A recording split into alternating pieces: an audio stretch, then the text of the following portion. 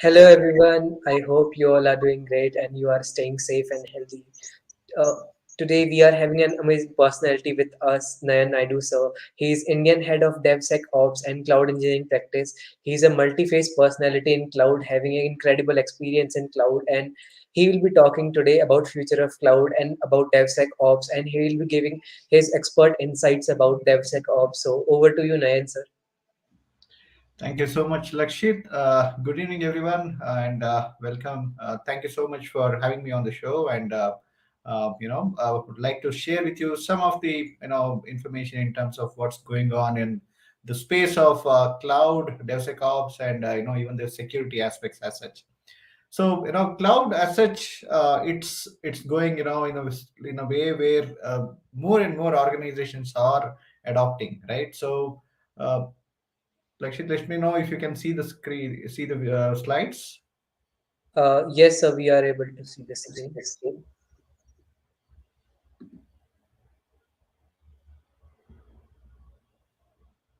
You can see the slides, right? Yes, sir, it's visible. Okay, all right.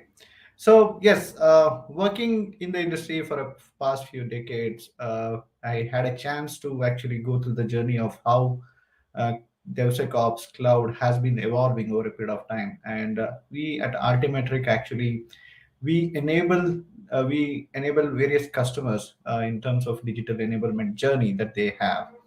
So Altimetric is an organization where we partner with our customers to enhance their digital journey as such. Digital transformation is one of the ways of looking at how digital enablement can happen.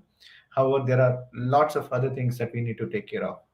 So every solution actually starts as an ideation from the organization initiative, then goes towards a portfolio, then to a program, then to a project where a team picks it up, start working towards how they should work on, make it available, deployable and available to the end users, and so that they can start using it. And obviously, we need infrastructure for it. Wherever we host, whatever we are seeing right now, including this presentation that we are doing, it's actually one of the cloud solutions, right? So what does it mean to us? I mean, essentially, if you look at the solutions, more and more organizations that we see are actually going towards cloud platforms, be it the way that we work in terms of finance, network, applications, even the storage, right? The content that is being shared, the infrastructure, and the platform that is hosting really, which can be accessible by various devices that we have, computer, laptops, mobile. More and more platforms need to be supporting everything that's happening. And how do you make sure it's seamless when it comes to the experience, right? So more, even the non-tech companies are kind of forced to actually move towards cloud because of the ease of use, right? So that's essentially where we need to look at why, what are the benefits of cloud? Why do we want to go to cloud? It's the flexibility that it brings in. Obviously, if at all we want to go ahead and actually start using it, it's the flexibility with which we can actually bring up an infrastructure. We have something called infrastructure as code, right?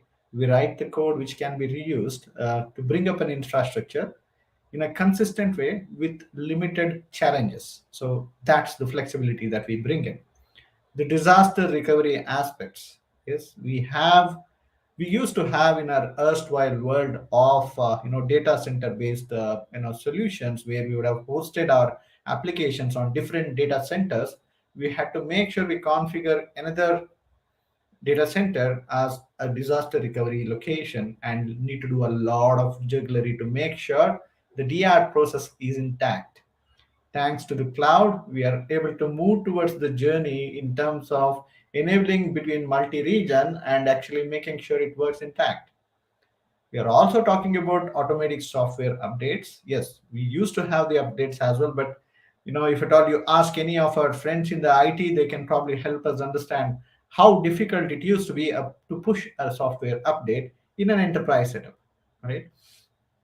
That's where cloud brings in the benefits of making an automatic update available for you, especially when you are using software as a service where you don't need to have anything installed as such. At times there will be some installations, but very basic, minimal. Otherwise, your services are available as part of your license that you would have already got. So updates keep happening. You keep getting the features and the enhancements that you need. And it also gives you an option of pay as you go, very similar to our mobile phones, right? So you don't have to pay it in advance. You actually use for what you pay for what you use. And that starts actually helping you to improvise the collaboration that we have, and also the document control that we can put in place. It's essentially the versioning of the document, and also making sure that who has control to what part of the document, and how many people can actually read, write, or edit. Something called as a role based access control, which is something actually comes as part of the roles that we actually can assign as part of cloud computing. Security is a given, and security, we all know, past few years we have been seeing more and more focus on the security. And that is also something which actually comes as part of cloud computing. Of course, every tool comes with the best configuration that you can do and the usage that you can. And if you miss out some of the guardrails that you're supposed to set it up, obviously we do have challenges, right? That's where security is important. And it has been a point of context, especially when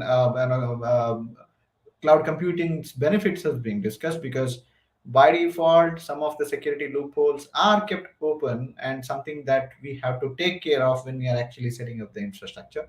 Not exposing some of the ports, not exposing some of the IPs. These are some of the security aspects. However, be it the erstwhile data center based setups versus here, you have the ability for you to configure some of these things by yourselves. And it's also location independent. You don't have to worry about where is the data center, what do I do need to, where if at all I have to reboot something, what those challenges and the access related challenges is no more there. So these are some of the aspects which are happening because of the cloud computing, and those are the benefits that we get moving towards cloud. Now let us look at availability on demand, because this is something that as we start moving, the scalability plays a very important role when it comes to cloud computing, because you need to make sure it's accessible to all your endpoints. And also we are expected to store some of the information in the network storage and other storage, etc. We also have the databases which is available. Having said this, these, I mean, I'm just listing down for the convenience of the space usage here, only the three major cloud service providers. However, we do have others as well, right? So we do have the automatic scaling that we get. We also have the load balancing in terms of spawning up an additional node if at all we really need to, if the load goes beyond a threshold limit, right? It also brings in the aspects of how do we make sure there is a continuous monitoring that's happening in terms of what is going on. And that gives us the flexibility in terms of increasing or improving the functionality or the user experience, because we can keep scaling it up as the number of users increase. Simple example is, let's imagine Marvel releases a new movie, and you all want to go and actually book a ticket, and book my show is one of the things, and you keep seeing the challenge, especially at times when too many people are trying to log on to that website. Obviously the scalability has to be better, so that they can scale it up when the number of people who are trying to go and actually book the tickets towards the weekend, they still can handle the load, right? So that's where your cloud configuration plays a major role. And how do you make sure these features are actually taking care of the elasticity of the cloud? It's important for us to configure them well. It's important to bring in something called containerization, which is essentially Kubernetes and Docker, Kubernetes, etc. that we actually talk about. So the Docker node and the Kubernetes part that we are talking about here is really important, considering the containerization approach that we can use to spawn up additional nodes whenever there's a need, right? So this is for possible mostly because of the cloud infrastructure that is available. And this is essentially where lots and lots of organizations are moving towards their journey in terms of cloud. Let me take us next step and try to define what are the differences, the cloud types that we have. And let's not spend too much of time on this, but just want to give a glimpse of it so that you also can pick it up as part of the conversation that we are having here, right? We talk about the public cloud, we talk about the private cloud, we also talk about the hybrid as well as the multi cloud that we actually look at, and we also talk about the community cloud. Let's start with the public cloud. The examples that we just saw in the previous slide are actually the public cloud, right? Be it AWS, Azure, or GCP, IBM Cloud, Oracle Cloud, etc. Those are the examples of public cloud where services delivered across the internet, right? So when it comes to the private cloud, right? So it is mostly designed for internal consumptions within a single organization. We may actually use their existing infrastructure and form a private cloud layer and bring in that agility of the cloud which is necessary within the system. That's something that is possible, that's doable, right? Then comes the hybrid. Why are we talking about hybrid here? Because there are organizations which would definitely want to continue to use their existing infrastructure, because the some of the fintech organization, they cannot still move on away from their existing systems. You'll be surprised to see even some of the mainframe systems are still running to make some of the transactions that we can do using some of the cards are still up and running. Because of that, we still have to respect that infrastructure which we already have. However, get the benefit of the new cloud infrastructure which is actually coming. So that's something that hybrid cloud concept actually helps us to do that. Now, looking at the next flavor, which is essentially the community cloud. This is mostly hosted externally by one of the organizations, and typically several organizations can use it and they can contribute to this and all this, right? So these are varieties of differences or types of cloud that we have. The reason I'm just giving you a glimpse of it is for you to understand what does it really mean. And that is where hybrid takes the center stage, because most organizations and line of businesses, they have a constraint because they have been still using legacy applications, like the example that I was quoting earlier. Obviously, it calls for a good mix of existing infrastructure and build on these cloud infrastructure, so that we can continue to get the benefit and not lose out on this tribal knowledge which was already there. So that's essentially where many of the larger organizations are moving slowly. And would we completely move towards cloud? Maybe yes. But at that moment, we are still not there yet. We still see some of the organizations continuing to use their existing infrastructure. How that's where the concept of hybrid IT is taking the center stage. And that's where more and more organizations, whilst they are adopting cloud, they continue to maintain their infrastructure as well.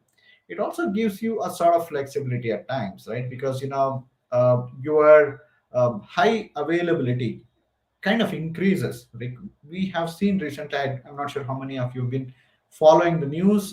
There have been instances where some of the cloud service providers actually went down, and some of the services in specific regions actually went down as well for a few days, right? Those things can still be handled because we do have a backup option when it comes to hybrid. And I'm not trying to say this is the silver bullet, every problem is can be solved here.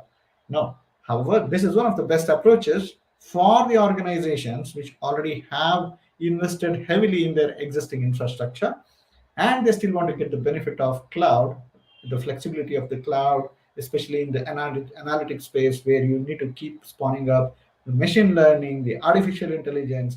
Some of these basic aspects or the new aspects of cloud which we can actually adopt and include and consume. That's where the hybrid IT takes the center stage.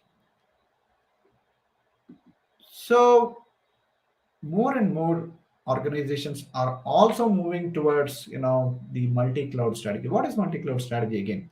While we spoke about hybrid cloud a bit, the multiple public clouds, say for example somebody is using AWS, they also may want to use Azure as well, just to make sure there's a balance, or they also have a sort of fallback option if something goes wrong, right? This is something which we have seen as a trend which is growing, and this is something which is being observed since 2020 and moving towards 2022 as well. While many of the customers, some customers we have seen, they have very single public or private kind of cloud. We are also seeing enterprises investing heavily to make sure they have a balanced view, and no dependency on single cloud. This is also some of the trends that we are seeing in the industry. Now, if we look at the investment that the organizations are doing, there's a heavy investment going essentially in the public cloud spent by enterprises. This is a glimpse that was actually shared as part of Flexera 2020 State of the Cloud report. We do have recent version as well of this. We can actually go on the web and actually look at it, just to give you a glimpse of the investment that's actually going on. Massive investment from the enterprises, because they more and more organizations wants to go and invest, right? This is what is happening. So if you look at it, 20% of the enterprises that were interviewed actually were saying more than 12 million US dollars that they are spending it as an annual budget that we are looking at, right? So that's the percentage of enterprise respondents that actually gave us these data points, right? Again, a revenue forecast. I'm showing you the numbers just to give the understanding of the quantum of investment that's going on in billion of US dollars.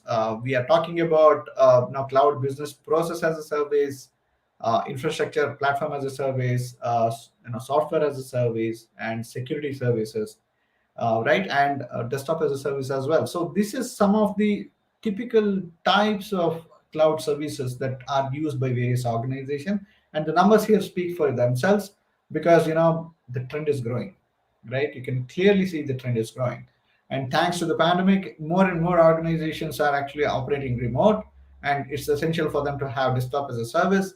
That's also kind of growing. So same goes for our infrastructure as a service, especially from making sure some of the fintech organizations, which I'm very closely working with, they are pushing more and more for infrastructure as a service. And what does it mean? You're basically saying that you are going to bring up an instance of a server which is having a version of an operating system, which should be already hardened. When I say hardened, it should have the right security settings, it should have right access levels, and not exposing some of the vulnerable points as such. So these are some of the hardening aspect that needs to be taken care. But these are all happening as we are speaking. These are all happening, and this is how the more and more organizations are moving towards the adoption of the digital aspects, and that's where the cloud comes into picture, and that's where digital transformation and digital enablement, which is the focus for our organization, also comes into picture. Now, these are some of the data points that I wanted to share with you, just to give you an idea of how much investments that the organizations are making, right?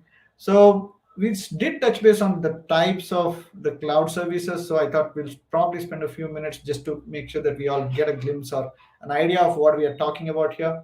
So the infrastructure platform, or the infrastructure as a service, we have examples of OpenStack, vSphere, Azure Stack VMs. These are some of the things that we have. There's a slight overlap in terms of the hosted aspect as well that you can get here. So the container platform that we are talking about, which is container as a service, which is one of the trends which is growing pretty fast, and the Docker data center that we talk about, the Kubernetes, which is almost like a hosted, but we also talk about the GKE, the ECS, Elastic Container Services, and Azure Container Services, right? So this is also something which is happening. Along with that, we also have the EKS, AKS. Those things are also there, which is essentially Elastic Kubernetes Services and Azure Kubernetes Services. So these are the container platform, the CAS part that we are talking about, container as a service. Moving on towards the application platform, the platform as a service, application platform as a service, we have the example of Cloud Foundry, OpenShift, WaveMaker, RAD. These are some of the examples that I'm just coding here, so that you have this as part of your thought process as well, and also you can easily correlate when we talk about them, right? So that's the reason for sharing some of the related platforms, which are commercial platforms and available in the market. Moving towards the function platform, which is actually function as a service. This is essentially where your serverless programming comes into picture, and that's where we have the OpenWhisk Fusion and Iron.io. OpenWhisk is a open source platform specifically focused on function as a service, or serverless programming as such. We do have the Azure functions, Google Cloud functions, and also Lambda functions, which is also something which is available as function as a service. Here, what happens is you don't need to actually have the server existing. That's what it said, but we still have internally, we still use a server. However, it's still a serverless. You don't need to actually keep a server up and running. Whenever you need to bring up a function, you call this function to be up and running. Make sure you do all the work that is needed. You then let it go. So that's the advantage of functional platform that you have. The software platform, which is essentially software as a service, where you get your by your own license, and you have this Salesforce, Oracle, SAP. We also have Microsoft Office 365. All these examples that actually give you a flavor of what is actually happening. Some of this can be hosted as well. Some of them are moving towards the cloud services as such. Every of these elements actually needs to go through the DevSecOps. What is DevSecOps here? We are talking about the development, the security, and the operations, right? When I say operations, if at all you have built an application, let's imagine you have built a solution, it has to be hosted on one of these platforms. For us to make it automated, we build something called as continuous integration and continuous delivery pipelines. These pipelines pick up the code from the code repository where you would have code. Let's imagine five of your friends, you collectively code it together, you put it into a repository, you may want to build the packages, and you want to push it onto one of the environments. That's the operational work that the teams keep doing. However, the development still needs to happen. The testing still needs to happen. The aspects of bringing in an automated way of testing it, which is essentially test automation, one of the very important areas when it comes to the continuous integration and continuous delivery. These are some of the elements that we are expected to have it available. Make it work so that you can push the code in an automated way. Let me quote you an example. Some of the Amazons of the world, Microsofts of the world, how are they actually pushing the code? They hardly take 24 hours from the ideation, which is, you can imagine as a left-hand side, where the idea is actually kind of brewing, to pushing the code onto production. The entire flow where you would have developed, tested, made sure integration is working, deployment is happening, and it is available for the end users. The whole cycle can finish in within 24 hours. Interesting, isn't it? You ask for a feature, went ahead within the 24 hours, they could actually deploy it and make it available for you, because that's the beauty of the continuous integration and continuous delivery. And that is what happening in the industry. Can everybody do it? Of course, I think if they give it a try, they can do it. Are they doing it? Probably not. And why not? For them, may not be it's a priority. Simple example is, if at all you are using Amazon application and you see a bug, you report it, that needs to be fixed. It needs to go through the cycle. Probably one day they can fix it, right? But the same thing, if at all it's another application, say for example, there's a Salesforce functionality that you need, they may probably need to go through a cycle of a month or so, right? At least 2 week sprint, which is what we follow. Typically, our sprint is essentially a 10 days, 10 working days that we all follow, where we define the work, what needs to be done collectively as a team, understand the backlog, define the work, quantify it if it can be done within that sprint, to a 10 day sprint, and run with it. So that at the end of the sprint, we deliver something which is more meaningful, tangible, and usable by the end user. So that's typically a sprint cycle, right? But there can be a situation where you have to pass through completely much faster. That's where your hot fix branches come into picture, where you probably have to make sure you have an automated mechanism put in place where you test it, make sure everything is work after the integration, doesn't break any of the existing functionalities, and move it on to the production or the place where end users can use it, and make it available for end users can use it. This is where your DevSecOps comes into picture. I think I explained the dev part and the ops part. Where is the security element here? Many of the code that we write, we have this tendency. I'm sure some of you are from the computers background. We have this habit of hard coding the path, right? We hard code location. We say, hey, this is what the username, this is what is the password. And you know what? There will be people who will be looking just for this information. They would have written bots just to capture this information, right? And essentially, when you're building an enterprise quality product, even more important that we have to avoid this kind of code available in the code base. So what do? We actually put it in something called as some of the software which are available, which essentially helps us to store them and retrieve them in a very confidential way, encrypted way, so that we don't share the password very easily. However, old habits die hard. People tend to make sure they have actually hard coded. So what do? We make sure we scan the code. The continuous integration pipeline that I was talking to you about. This pipeline will also have something called as quality gate, where we'll look at the quality of the code that has been written. Also look at how the tests are being written. See the matching. Look for any of the code smells is what we call it, which is essentially having these hard-coded values, secrets being exposed as part of the code itself in a hard-coded way, credentials, information about a secure server. All this we'll probably look for a scan, quick scan, and that's where the security of the DevSecOps comes into picture. So all this is a very interesting conversation, and of course, each of this topic actually needs much more detailed conversation as well. However, considering the interest of time, let me just move forward and try to share some of the important future trends that we are looking for. So there are enormous amount of activities which are going on as we speak, and some of this maybe you may be able to correlate with them because these are something which are already in the news, right? However, let me take some time and try to kind of quickly go through some of those elements and try and see how we can connect on these topics, right? So, be it on the AI cloud computing or be it on hybrid cloud solutions, serverless architecture, we spoke about it a bit.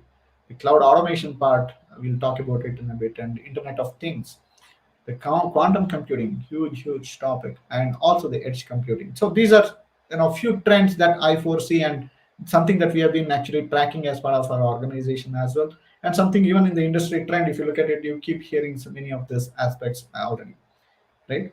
So now let us look at one by one what we are talking about. AI cloud computing. This is something merging the machine learning capabilities. The reason I specifically didn't call machine learning is because of this, because it is giving you a mixture of machine learning and the artificial intelligence with the cloud-based computing environments that we have, making it more intuitive, making sure that experiences are possible. We recently saw this example, where a robot could actually sense or express its emotions. How is it possible? Many of the computations are actually happening along with the aspects of the cloud computing. And let me take another example, the cloud, the connected cars concept, right? The connected cars, if you really look at it, how do they actually interact with each other? The connected cars basically you have the car, which is essentially your automobile. Of course, nowadays every car is connected to your mobile device, just to make sure you get an application which can help you to keep a track of what's happening within your automobile as well, because everything is sensor based nowadays, right? We also have the dashboard, essentially, which has all the intelligence that is related to the computer, related to the automobile, which is shared with your mobile device as well, right? Along with this, both of these are actually connected to the cloud, which is essentially having the APIs which can interact with it. Now, the beauty comes when two cars pass next to each other, right? So, two cars of the same brand and know exactly that they were created collectively together. When they come across each other, a simple example is Tesla, right? They actually share information without not being too much of data, but they do share a bit of data. Simple example is nature of the road or climate conditions and things like that. This is something beautifully which is being done, right? Now let us look at the beauty of it. If at all it has to be done in India, right? It's probably not possible, right? Because the moment the car A was actually moving, road was all fine. The car was saying, "Hey, you know what? There's a road. There's a road is all fine." But the car B is actually coming back and see there's already a ditch, right? I'm just kidding here again.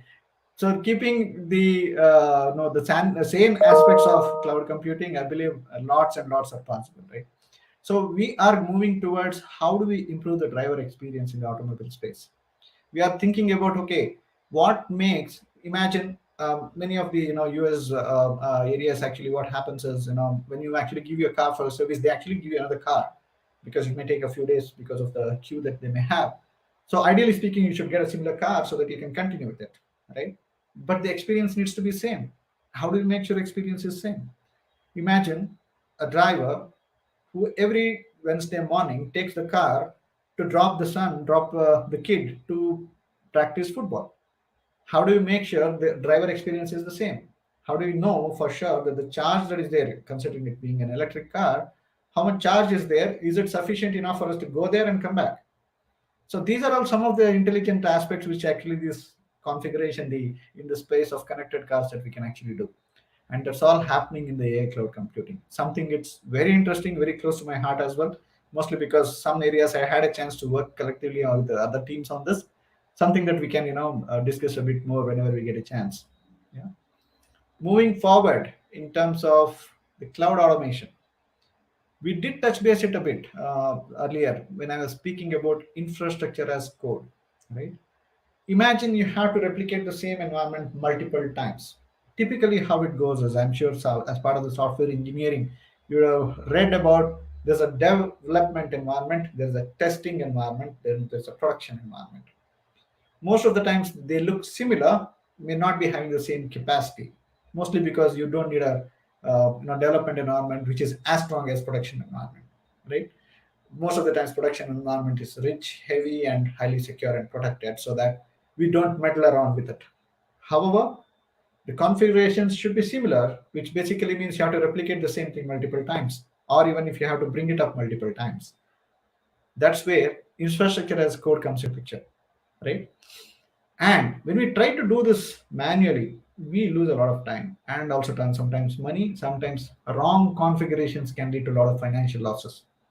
That's where it's essential for us to bring in the guardrails, which is essential, put in a reliable workflow so that we can always bring up a predictable infrastructure up and running. How do we do this? We use infrastructure as a code. Terraform is one of the tool. Cloud Foundation service, cloud formation template is another one. Terraform is relatively preferred mostly because it can be used for multiple cloud platforms, right? So again, Terraform comes with a typical approach of defining what need is needed, kind of validate it, how it can be set up, and actually apply it so that your infrastructure can be built. Here, you have the advantage of going ahead and applying some of the security policies so that you don't expose some of the information by default, right? Because by default, some of the cloud instances, the moment you bring it up, everything is kind of open because that's with the purpose. The reason why have they done is they make sure that you have flexibility to make the changes and understand what it means. What happens is not everybody will know that by default some of the ports are exposed or some of the the IP addresses are exposed. That relates and creates a lot of problems for you. Simple example is one of the engineers went ahead and actually brought up a database instance without realizing one of the IP address and the port number is open. What happens next? There's a bot which will be keeping on looking in the internet for these kind of situations, right? Looks at the database, collects the data, brings down the database, and says whenever somebody is trying to reach the database, sorry, we have taken over your database. Please pay us this money. Only then we can actually give your database back. Otherwise, you know what? This entire data that you have shared will be available for somewhere else for sale, right? Some people give the money. Last 2 years, we have seen so many cases of ransomware attacks that are happening. We try and help the customers to try and avoid these kind of pitfalls, right? And that's essentially where your cloud automation helps a lot. We avoid the pitfalls. We also bring in the predictability in terms of how we can build a reliable workflow. How do we make sure that the solution that we are building is secure enough so that people don't actually misuse? This is where your cloud automation actually plays a major role, right? So again, each area, as I said, each of these areas we can actually spend an hour together just to hours together just discussing how it is flowing. But just in the interest of time, let me look at trying to cover a few other elements as well. Hybrid multi-cloud solutions. We did touch base it a bit earlier, however, slightly to actually look at the benefits that we actually get. The advantage of multi-cloud is you tend to get the benefits of multiple best features of multiple clouds. And somebody may be very good at analytics, somebody may be very good at the storage as a service, and maybe providing a very cheaper secure storage as a service. And that's where your multi-cloud solutions actually take the benefit of it, because one of the important aspects that people tend to look from an enterprise architecture point of view is how can we depend on multiple clouds to get these benefits. One is obviously they would want to get the best of features, best of breed features. The second thing essentially is they can actually have a fallback option, right? And that brings in the efficiency in terms of cost effectiveness as well as on the functionality. Now, keeping those things in mind, that is where we tend to actually start looking towards how can we utilize this, how can we make sure we get the best of the multi-cloud solutions, and also how do we look at the hybrid part that we were discussing earlier. Hybrid essentially takes care of, as we discussed earlier, the private or the data center part of it and the public cloud, giving you the flavor of the data center based applications, hosted applications, as well as the public cloud applications. And it could be a mixture of data center, private and public, all the ways together, right? That is where the beauty of utilizing the functionalities, the best functionalities, and making sure they are securely maintained, and we still have availability, high availability, and there is a reliable infrastructure always available for you, so that you can continue to do seamlessly as to whatever the work that you want to do. And that's essentially where the hybrid multi-cloud solutions play a major role, significant role, right? Many of the organizations are, taking one or the other flavor of the hybrid and multi-cloud solutions most of the times. And this is one of the areas which I believe more and more people will get exposed to. And your knowledge in the space of cloud actually is going to help us a lot, right? Next comes the serverless architecture. We did again touch base earlier. Serverless architecture again. The great part of this is actually it brings down the barriers in terms of the IT infrastructure as such, right? The essential idea here is how do we make the lambdas of the world, the cloud functions and things like that, Azure functions and things like that. You don't need to know the state of what is actually happening, right? You have to just bring it up, spawn it up, make sure everything is processed, and you need to just let it go. That's the beauty of the serverless architecture that is actually taking the world by storm, right? This is something which is used extensively in many of the places because you don't need to maintain that infrastructure. You just bring it up whenever you need it, right? Of course, you need to take care of some of the security elements, make sure everything is working and everything is intact. That's all in place, right?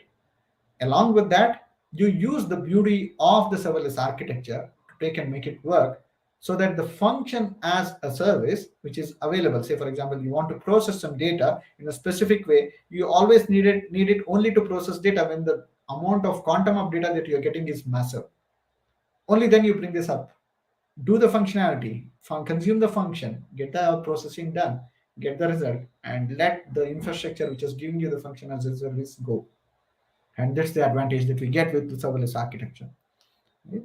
Very interesting concept, very nice infrastructure that most of the cloud service providers are providing nowadays. Kind of helps you to think about how we can program, how we can make those infrastructure to come up and go. Programming languages like Java, Python, and also Golang catching up a lot in terms of how we can make some of this a success. Moving on to quantum computing. This is again, it is going to transform the business world like never before, mostly because more and more processing capability is needed. And high power computing is something which is actually becoming a part and parcel of many of the organizations, because imagine the amount of data that a pharma company needs to process if at all they have to understand or assimilate the data points that they're getting from various parts of the world in terms of the data points, essentially from a clinical trial point, right? It is a massive amount of data and it needs to be still consumed, and you still need a faster way of actually making sure you get the results. That's where your quantum computing comes into picture.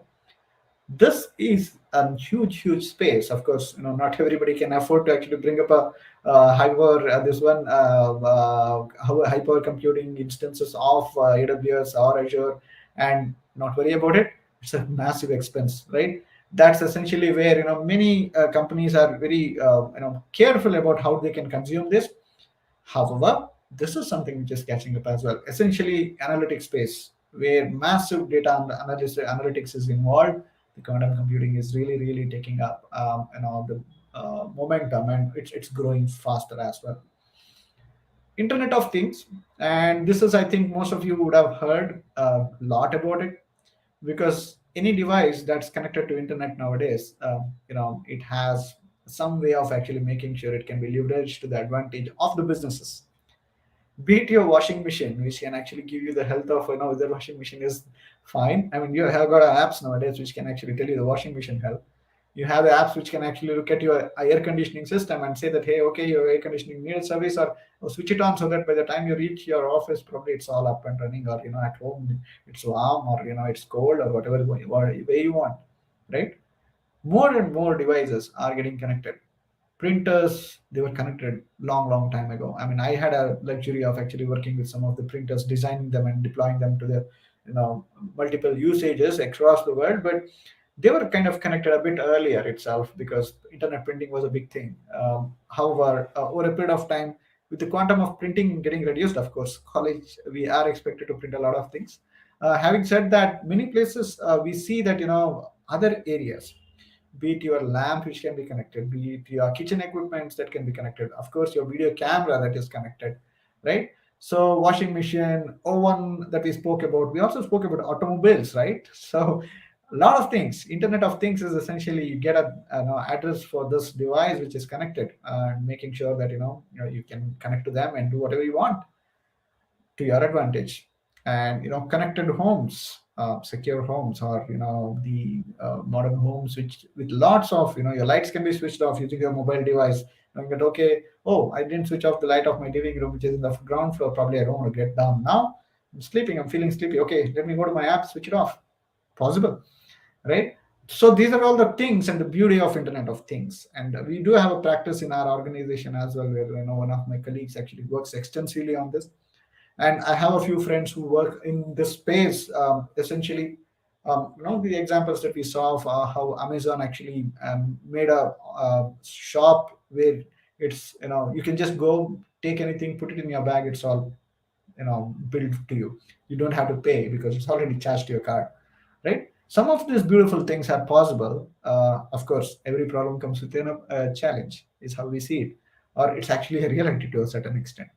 IoT also brings in one of the important challenges, which is essentially we don't have a framework from a security point of view by default defined. Of course, most of the organizations try to put an extra layer of security over and above that. But why would you be worried if at all it's accessible through your home network? You already have access to your oven, or your light.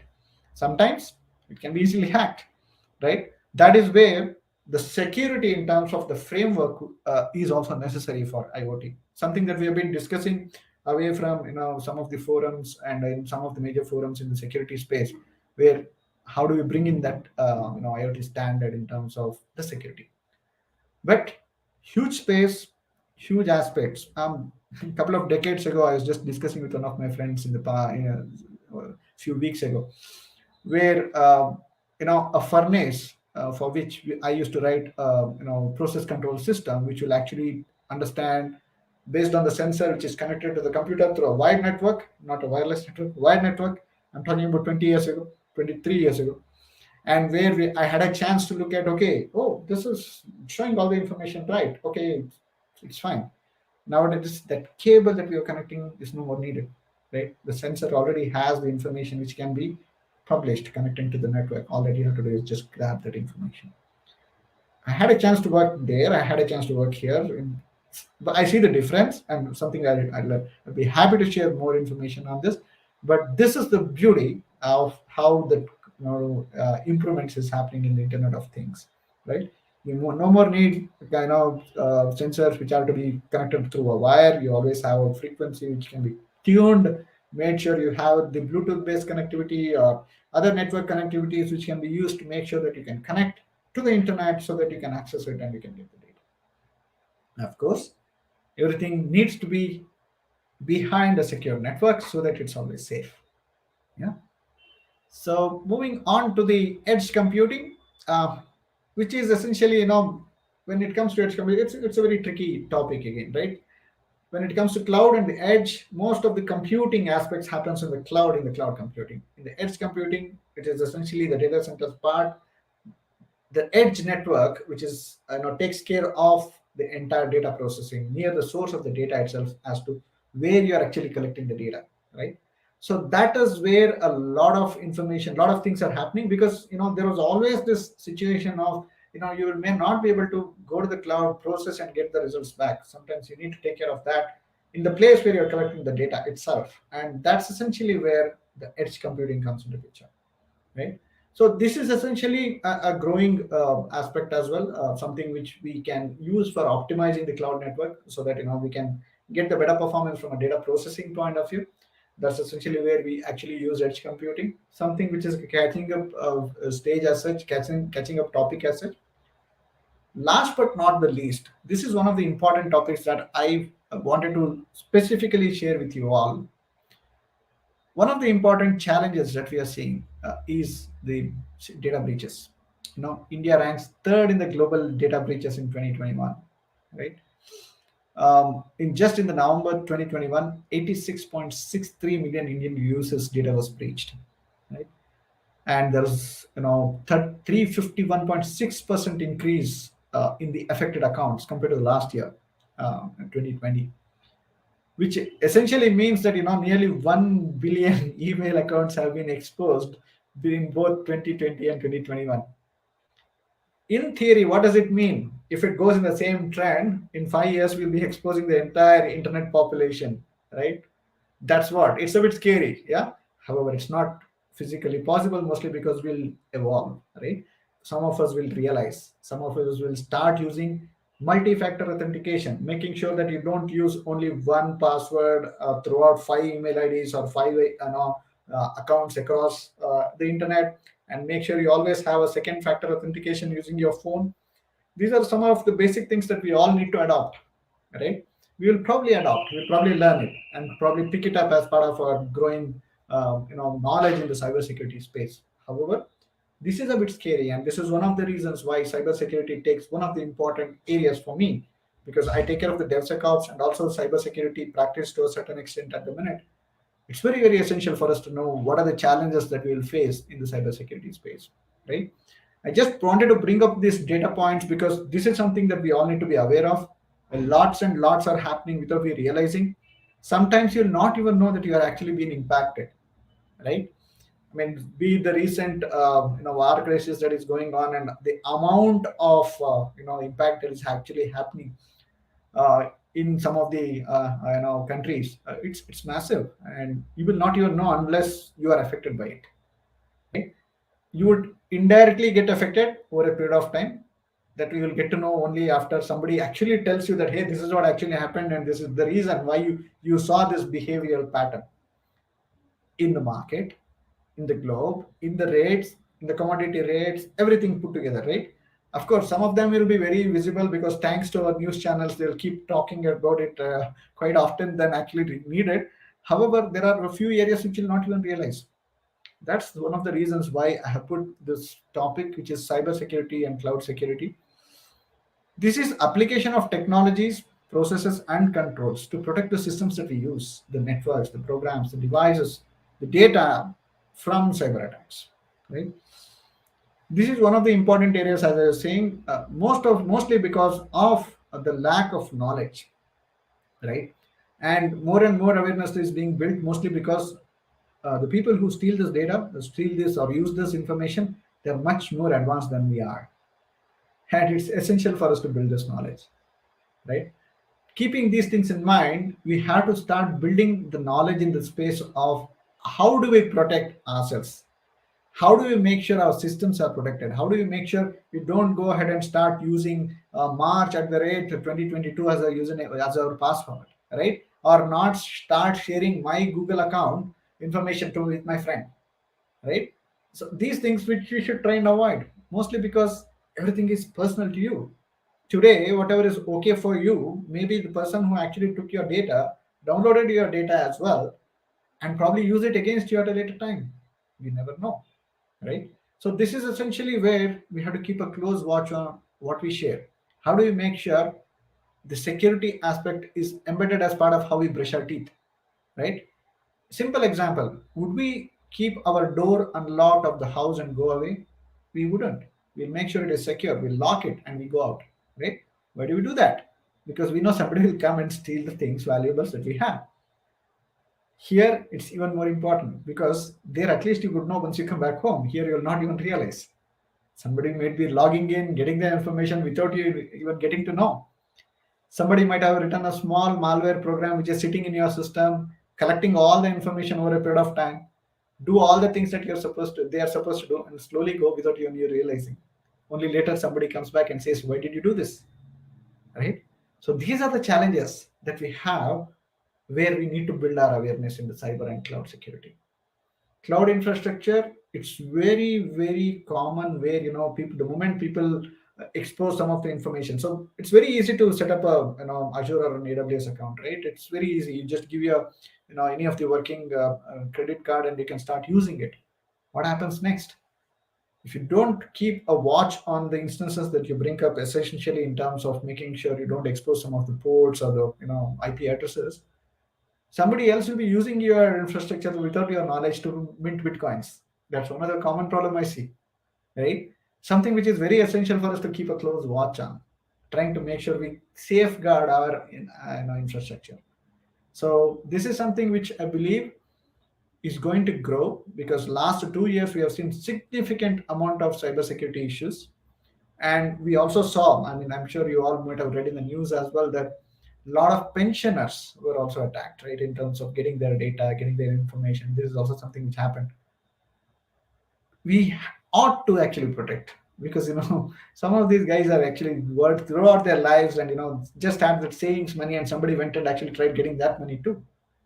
Doesn't make sense.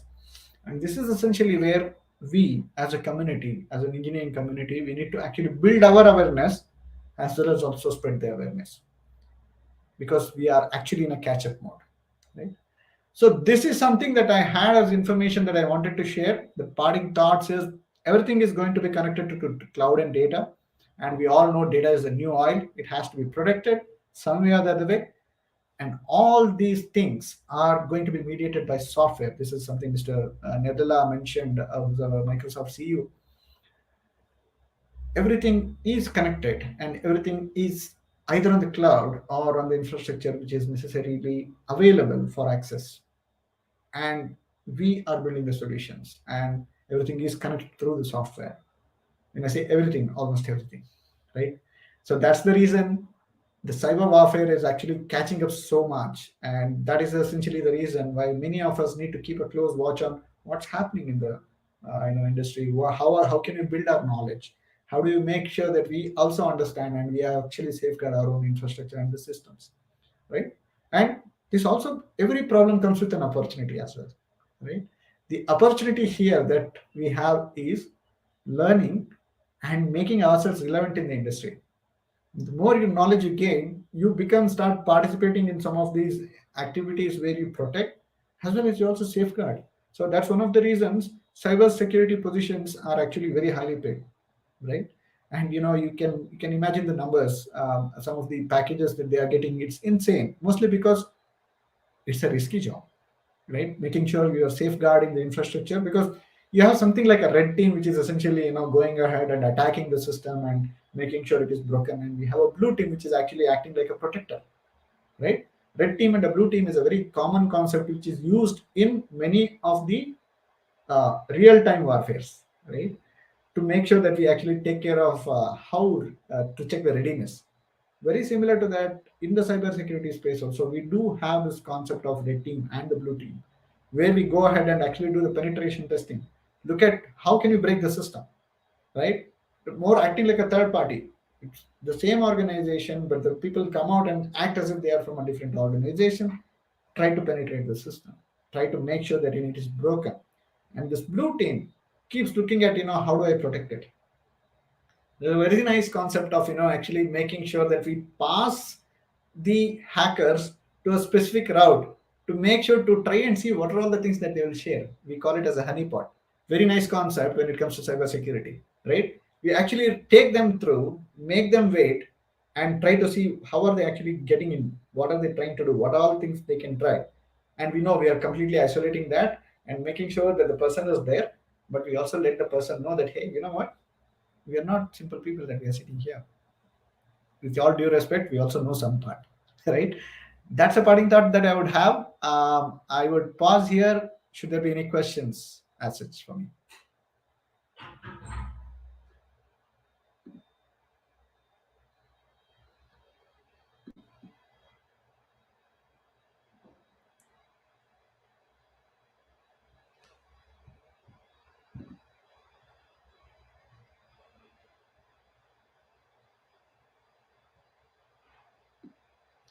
Yeah, I see a few questions here.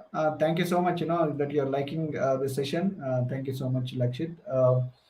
And how can I start the journey? Right? There's I'm very confused about this. Only know the basic of programming languages. You know, you've just made up your mind. That's the first step in your journey, right? Reach out to us. Let's see how we can actually help you, right? It's important for us to collectively come together and look at these are all the areas that we can actually help you out. Simple example is, you may know some of the programming languages, but when it comes to learning, there are free courses available from Coursera, Udemy, etc., which you can actually look at. Even if you go to YouTube, there's so many courses which are available, and you spend hardly some. And I think we have a very for students probably I think there are very reasonably priced certification choices that you can actually do in the cloud space. The basic certification you can do at a very lesser cost, and actually it will be good for you to as a good starting step for you, right? That will help you understand. Simple example is in case of Azure, it can give you a complete idea of what Azure really means, what are the services available, how do I configure what, and how do I actually make sure of a usage, how do I host something, how do I make sure that it's a secure connection, or how do you make sure it's secure access, the role-based access control. All these aspects, actually, some of these basic certifications get you to learn, right? That is something that we can actually use, right? Any other questions for me?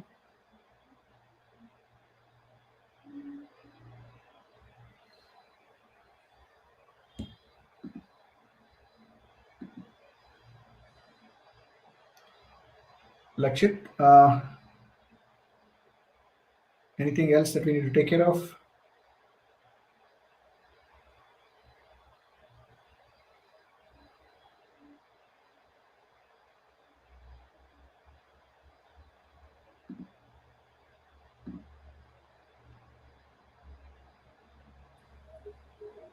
Thanks, sir. I'm really sorry for the glitch, and thank you, sir. Thanks for coming. Thank you for giving your precious time to us.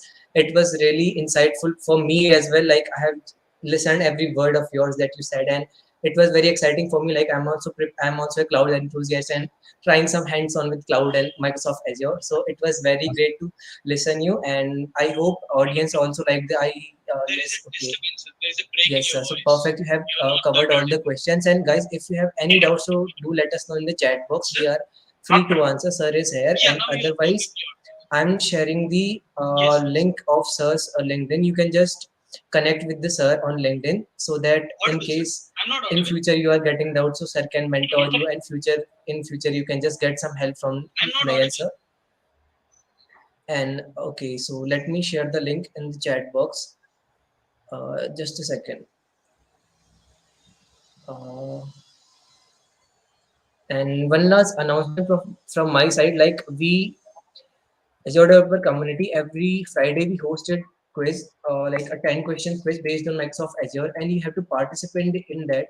And winners will be getting prizes. Top three winners will be getting prizes, and top 10 winners will be getting Microsoft Azure credit passes. So do join the participate community engagement. We have a lot of things planned for you, a lot of initiative lined up for you. So you just have to participate and show your engagement there. So that's it from my side, sir. You have anything to share about to the audience, sir? No, thank you so much for inviting me here. I'm really happy to be part of this community, and please feel free. My LinkedIn address is shared here. Please reach out to me. We can see any way that we can actually help each other out. Yeah. Thank you Yeah. so much. Perfect. You all Yeah. have a Thank great you. weekend. Thank Yeah. you. Thank you, Bye bye. sir. Thank you, everyone. Yeah. Bye bye, sir. Thank you.